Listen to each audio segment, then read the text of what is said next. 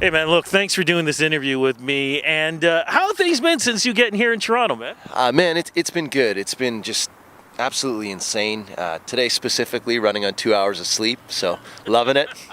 Well, you know, when you have a new album out, those are the kind of things that happen. So congratulations on that, man. How does it feel getting your music out now? Man, it's honestly at this point, it's just a giant relief. It's that kind of that feeling of tension before it rains, and then once it's raining, that sweet relief. That's release day for me. How does it feel, though, too, man, that you're part of this Canadian country explosion that's been going on for the last 2-3 years, where I've never seen so many great artists. Back in the 90s, we had we had several good ones, but not like this, man. It's like 10 times more now. Man, I think more than anything, I'm just thankful that the community exists, and it's honestly, it's a family. And anytime you see anybody, whether it's at events or just we're all texting each other all the time, just saying, keep your head up, keep going, congratulations. It's a fantastic family to be a part of. Well, let's talk a little bit about the album, man, and like the name of the album, of course, and what's the story behind this, man? Is this your first album? This is my first full length, and the story behind this record is the title Iron and Ashes. I just started thinking about where I was in life and just kind of how things start to get stripped away and kind of a refining process, right?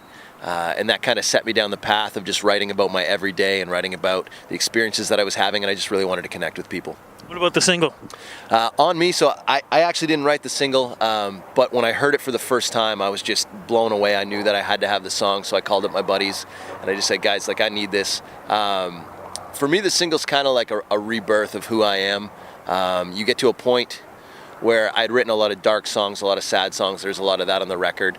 And when I heard that song, I was just in that place where I was like, you know what? This is perfect for where I am right now. Yeah, well, it's perfect what you're doing, man, especially originally from Sudbury, right? Yeah, born and raised, Nickel City. So what was the transition for you, man, in doing the everyday life to being a musician?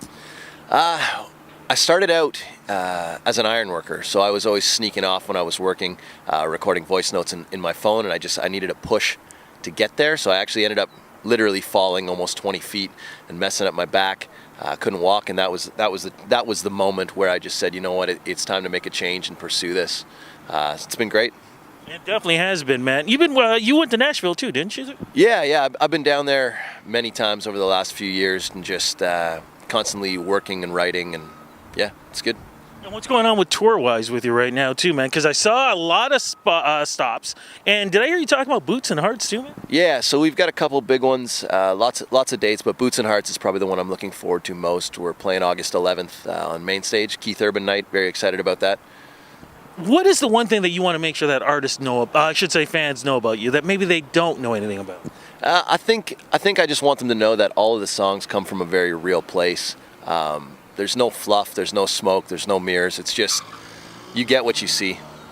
Yeah, man, I'm seeing a lot of good stuff happening with you too, man. Instagram, Twitter, all that great stuff. Where do we go to follow you on all this? On Instagram, it's @theandrewhyatt, or you can just go to andrewhyattmusic.com, and you can find all the links there. Look, my friend, thanks for doing this interview with me, and we got to do it again. I'm going to be at Boots and Hearts, so let's do a backstage thing back then. Awesome, man. Thanks for having me.